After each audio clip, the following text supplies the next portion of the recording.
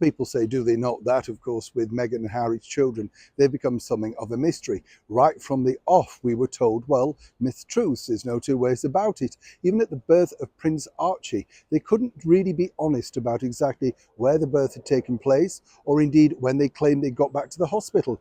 Yet then we saw pictures of Meghan and Harry, allegedly 2 hours after the birth.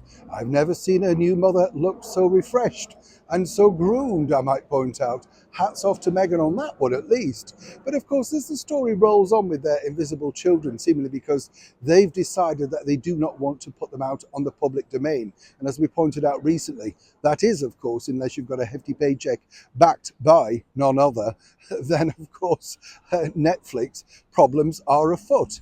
And the interesting bit is really this: the stories that people are willing to put out and back up, as ever, we like to unearth. So, well, let me explain. Hi, good morning. Neil Sean here. Nice to see you. I hope you're well. And thank you so much for joining me today. By the way, I know this is not unusual to celebrate somebody's birthday. See what I did there? But can you believe that Tom Jones, the evergreen warbler from Wales, one of my all-time favourite singers, is just 83 years young. Still very, very active. A judge on a big show over here called The Voice. What a voice, though. And here's a man, of course, who's been, well, had a stellar career, hadn't he, you know? I've been lucky enough to meet Sir Tom along with the other great crooners of the time. Of course, Tony Christie, Engelbert Humperdinck, just great, great singers who can really put a song over. I'm sure you'll all agree. What's your favourite out of the trio?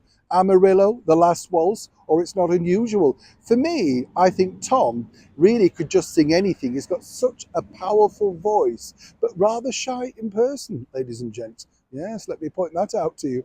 Back as ever to your breaking royal story of the day. This story, as I often say here on the show, baffling in itself because lots of people were kicking off about the fact that the senior members of the British monarchy had not seen fit apparently to celebrate the birthday, the 2 year old Lilibet, Lily, or whatever you want to call it, Princess Lily.